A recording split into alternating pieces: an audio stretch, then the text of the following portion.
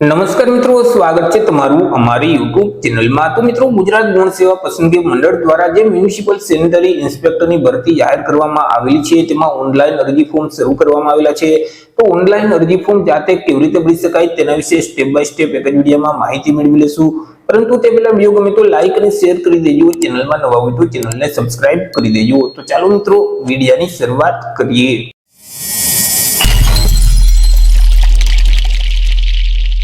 તો સૌથી પહેલા તો મિત્રો, તમારે તમારા મોબાઈલમાંથી અથવા તો લેપટોપ કે પીસીમાંથી કોઈ પણ એક ઇન્ટરનેટ બ્રાઉઝરને ઓપન કરવાનું રહેશે અને ત્યાં સર્ચ બોક્સમાં ટાઈપ કરવાનું રહેશે ઉજાસ। જેવું તમે ઉજાસ ટાઈપ કરી તમે તેને સર્ચ કરશો તો તમારી સામે આ મુજબની એક સ્ક્રીન ઓપન થઈ જશે કે જ્યાં ઉજાસની ઓફિશિયલ વેબસાઇટ તમને સૌથી પહેલા જોવા મળશે, ujas.gujarat.gov.in। તો તે વેબસાઇટ ઉપર તમારે ક્લિક કરી દેવાનું રહેશે।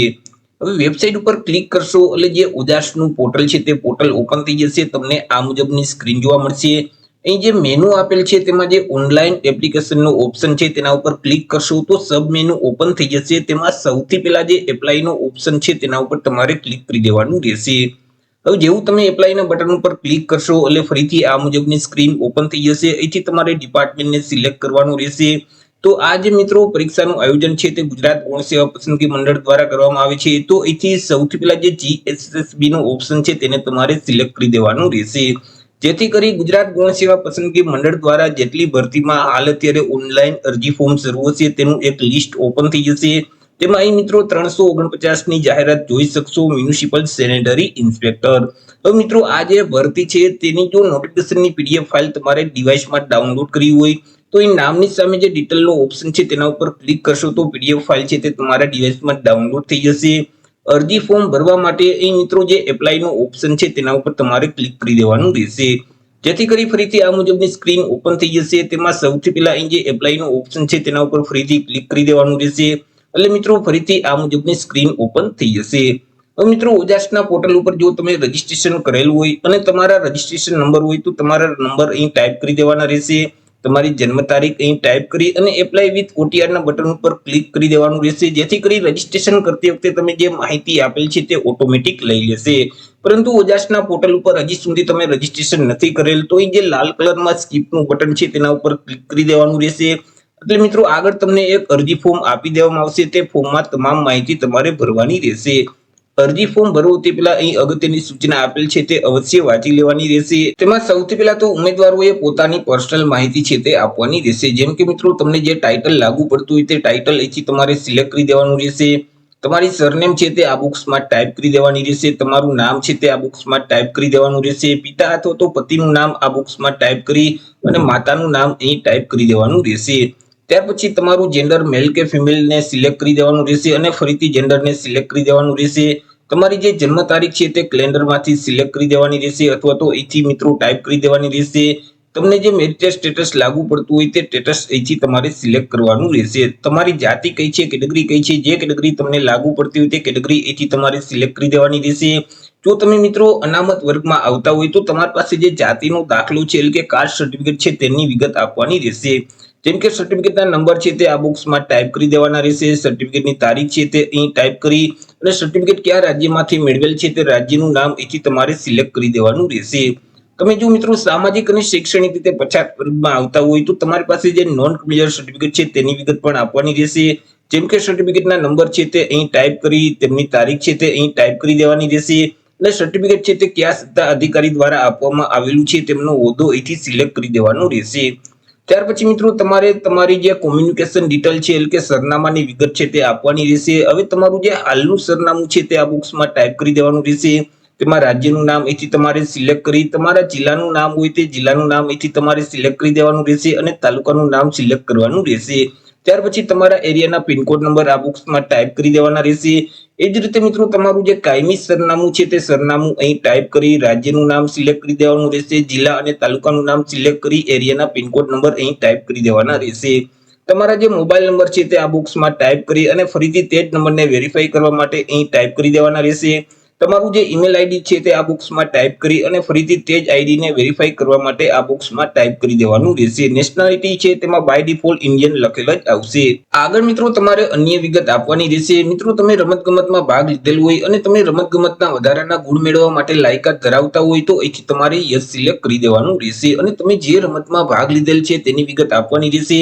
જેમ કે તમે કઈ રમતમાં ભાગ લીધેલ છે તે રમતનું નામ અહીંથી તમારે સિલેક્ટ કરી દેવાનું રહેશે. તેમનું લેવલ એટલે કે સ્તર અહીંથી સિલેક્ટ કરી અને કયા વર્ષમાં રમતમાં ભાગ લીધેલ છે તે વર્ષ આ બોક્સમાં ટાઈપ કરી દેવાના રહેશે. ત્યાર પછી તમારી પાસે જે રમતગમતનું પ્રમાણપત્ર છે તે કયા સત્તા અધિકારી દ્વારા આપવામાં આવેલું છે તેમનો હોદ્દો અહીં ટાઈપ કરવાનો રહેશે. પરંતુ તમે રમતગમતના વધારાના ગુણ મેળવવા માટે લાયકાત નથી ધરાવતા તો અહીંથી તમારે નો સિલેક્ટ જ રાખવાનું રહેશે.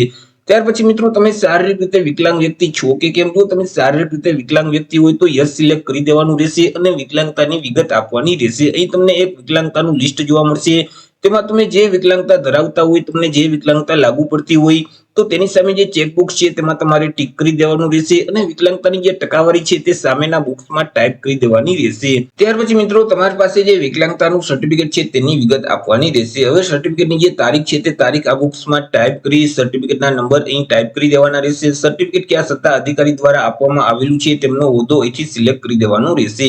પરંતુ તમે શારીરિક રીતે વિકલાંગ વ્યક્તિ નથી તો અહીંથી તમારે નો સિલેક્ટ જ રાખવાનું રહેશે. ત્યાર પછી તમારી પાસે બેઝિક કોમ્પ્યુટરનું નોલેજ છે કે કેમ? જો કોમ્પ્યુટરનું નોલેજ હોય તો યસ સિલેક્ટ કરવાનું, નહીતર તમારે નો સિલેક્ટ કરી દેવાનું રહેશે. તમે જો વિધવા ઉમેદવાર હોય તો અહીંથી યસ સિલેક્ટ કરી અને તમારી પાસે જે વિધવાનું સર્ટિફિકેટ છે તેની વિગત આપવાની રહેશે. જેમ કે મિત્રો અહીં સર્ટિફિકેટના નંબર ટાઈપ કરી દેવાના રહેશે. સર્ટિફિકેટની તારીખ આ બોક્સમાં ટાઈપ કરી અને સર્ટિફિકેટ કયા સત્તા અધિકારી દ્વારા આપવામાં આવેલું છે તેમનો હોદ્દો અહીંથી સિલેક્ટ કરી દેવાનો રહેશે. પરંતુ તમે મિત્રો વિધવા ઉમેદવાર નથી તો અહીંથી તમારે નો સિલેક્ટ જ રાખવાનું રહેશે. ત્યાર પછી તમે માજી સૈનિક છો કે કેમ? જો તમે માજી સૈનિક હોય તો યસ સિલેક્ટ કરી અને તેનું સ્ટેટસ અહીંથી સિલેક્ટ કરી દેવાનું રહેશે. જેમ કે તમે રિટાયર થઈ ગયેલા માજી સૈનિક છો કે 1 વર્ષની અંદર રિટાયર થવાના છો, તમને જે ઓપ્શન લાગુ પડતો હોય તે ઓપ્શન સિલેક્ટ કરી દેવાનું રહેશે.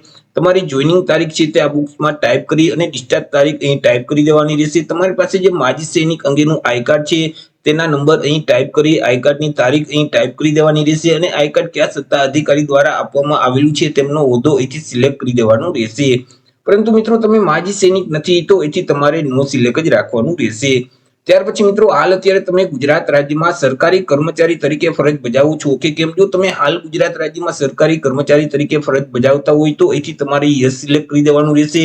અને મિત્રો તમારી જે જોઈનિંગ તારીખ છે તે આ બોક્સમાં ટાઈપ કરી દેવાની રહેશે અને ડિપાર્ટમેન્ટ એટલે કે ખાતાનું નામ છે તે આ બોક્સમાં ટાઈપ કરવાનું રહેશે. પરંતુ હાલ અત્યારે તમે મિત્રો ગુજરાત રાજ્યમાં સરકારી કર્મચારી તરીકે ફરજ નથી બજાવતા તો અહીંથી તમારે નો સિલેક્ટ જ રાખવાનું રહેશે. ત્યાર પછી નીચે મિત્રો તમારે લેંગ્વેજની વિગત એટલે કે ભાષાની માહિતી આપવાની રહેશે. અહીં તમને અલગ અલગ 3 લેંગ્વેજ જોવા મળશે: ઇંગ્લિશ, હિન્દી અને ગુજરાતી. હવે જે લેંગ્વેજ તમે વાંચી શકતા હોય તો તેની સામે જે ચેકબોક્સ છે તેમાં તમારે ટીક કરી દેવાનું રહેશે. જે લેંગ્વેજ તમે લખી શકતા હોય તો તેની સામે જે ચેકબોક્સ છે તેમાં તમારે ટીક કરવાનું રહેશે. અને જે લેંગ્વેજ તમે બોલી શકતા હોય તો તેની સામે જે ચેકબોક્સ છે તેમાં તમારે ટીક કરી દેવાનું રહેશે.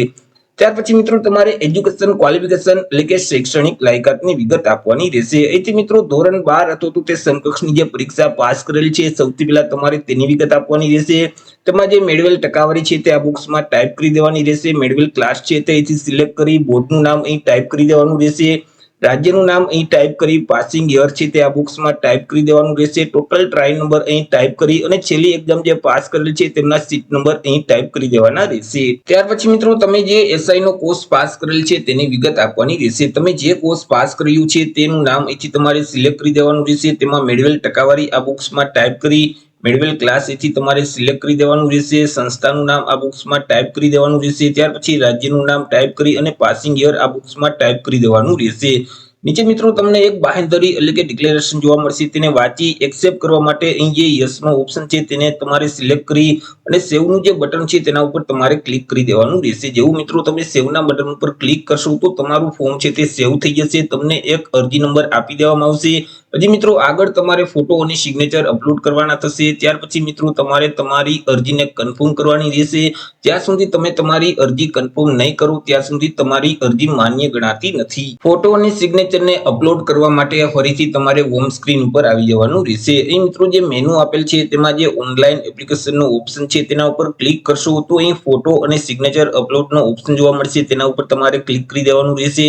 એટલે મિત્રો તમારી પાસે અરજીની વિગત માંગશે। હવે મિત્રો તમને જે એપ્લિકેશન નંબર એટલે કે અરજી નંબર આપવામાં આવેલા છે તે અરજી નંબર આ બોક્સમાં ટાઈપ કરી દેવાના રહેશે। તમારી જન્મ તારીખ અહીં ટાઈપ કરી અહીં જે કેપ્ચા કોડ છે તે સેમ કોડ આ બોક્સમાં ટાઈપ કરી ઓકે ના બટન ઉપર ક્લિક કરી દેવાનું રહેશે। એટલે મિત્રો આ મુજબની એક સ્ક્રીન ઓપન થઈ જશે કે જ્યાં સૌથી પહેલા તો તાજેતરનો પાસપોર્ટ સાઇઝનો ફોટોગ્રાફ છે તે તમારે અપલોડ કરવાનો રહેશે। હવે તમે જે ફાઇલ અપલોડ કરો છો તે ફાઇલનું ફોર્મેટ જેપીજી ફોર્મેટ હોવું જોઈએ। ફાઇલની સાઇઝ છે તે 15 KB કરતા ઓછી હોવી જોઈએ। ફોટાનું બેકગ્રાઉન્ડ છે તે વ્હાઇટ કલરનું હોવું જોઈએ અને ફોટાની નીચે ફોટો પડાવવાની તારીખ ફરજિયાત હોવી જોઈએ। ફોટોગ્રાફ અપલોડ કરવા માટે જે ચોઈસ ફાઇલનું ઓપ્શન છે તેના ઉપર ક્લિક કરશો તો ડિવાઇસ ઓપન થઈ જશે કે જ્યાં તમે સ્કેન કરેલો તાજેતરનો પાસપોર્ટ સાઇઝનો ફોટોગ્રાફ રાખેલ છે તેને સિલેક્ટ કરી અપલોડના બટન ઉપર ક્લિક કરશો તો અહીં ફોટોગ્રાફ અપલોડ થઈ જશે।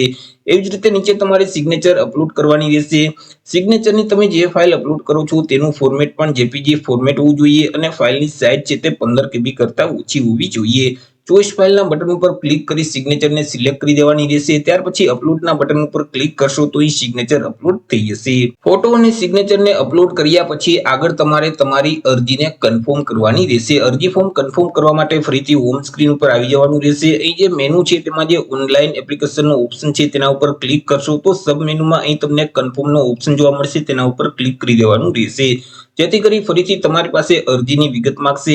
જેમ કે તમારા અરજી નંબર આ બોક્સમાં ટાઈપ કરી તમારી જન્મ તારીખ છે તે અહીં ટાઈપ કરી દેવાની રહેશે। અહીં જે કેપ્ચા કોડ છે તે સેમ કોડ આ બોક્સમાં ટાઈપ કરી ઓકે ના બટન ઉપર ક્લિક કરી દેવાનું રહેશે જેથી કરી મિત્રો નીચે તમારી વિગત છે તે જોવા મળશે। તેમાં એકવાર તમામ માહિતી ચેક કરી લેવાની રહેશે। ત્યાર પછી જો મિત્રો તમારી વિગત સાચી જ હોય તો અહીં જે નીચે કન્ફર્મ એપ્લિકેશનનો ઓપ્શન છે તેના ઉપર તમારે ક્લિક કરી ફોર્મને કન્ફર્મ કરી દેવાનું રહેશે। કન્ફર્મ એપ્લિકેશનના બટન ઉપર ક્લિક કરશો એટલે તમારું ફોર્મ છે તે ફાઇનલી કન્ફર્મ થઈ જશે। તમને એક કન્ફર્મેશન નંબર આપી દેવામાં આવશે તે નંબર તમારે સાચવી રાખવાનો રહેશે। આગળ મિત્રો તમારે ઓનલાઈન પરીક્ષા ફી ભરવાની રહેશે। તેના માટે ફરીથી હોમ સ્ક્રીન ઉપર તમારે આવી જવાનું રહેશે। અહીં જે મેનુ આપેલ છે તેમાં જે ફીનો ઓપ્શન છે તેના ઉપર ક્લિક કરશો તો સબ મેનુમાં જે સૌથી પહેલા ઓનલાઈન અથવા પોસ્ટ ઓફિસ ચલણનો જે ઓપ્શન છે તેના ઉપર તમારે ક્લિક કરી દેવાનું રહેશે।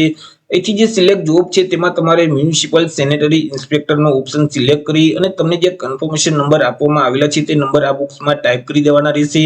તમારી જન્મ તારીખ છે તે અહીં ટાઈપ કરી અને અહીં જે કેપ્ચા કોડ છે તે સેમ કોડ આ બોક્સમાં ટાઈપ કરી અને ઓનલાઈન પેમેન્ટ ઓફ ફીનો ઓપ્શન છે તેના ઉપર તમારે ક્લિક કરી દેવાનું રહેશે જેથી કરી આ મુજબની એક સ્ક્રીન ઓપન થઈ જશે। હવે નીચે સ્ક્રોલ કરશો તો અહીં તમને એક સબમિટનો ઓપ્શન જોવા મળશે તેના ઉપર તમારે ક્લિક કરી દેવાનું રહેશે। એટલે મિત્રો આગળ ફરીથી આ મુજબની એક સ્ક્રીન ઓપન થઈ જશે। તેમાં મિત્રો તમે કોના વડે પેમેન્ટ કરવા માંગો છો, ડેબિટ કાર્ડ છે, ઇન્ટરનેટ બેન્કિંગ છે, યુપીઆઈ છે, વોલેટ છે, તમે જેના વડે પેમેન્ટ કરવા માંગતા હોય તે ઓપ્શન સિલેક્ટ કરી અને કાર્ડ અથવા તો બેંકની વિગત તમારે ફિલ કરી દેવાની રહેશે। ત્યાર પછી પે નાઉનો જે ઓપ્શન છે તેના ઉપર તમારે ક્લિક કરવાનું રહેશે જેથી કરી મિત્રો તમે જે બેંક ખાતાની વિગત આપેલ છે તેની જોડે જે મોબાઈલ નંબર લિંક છે તેમાં એક ઓટીપી જશે।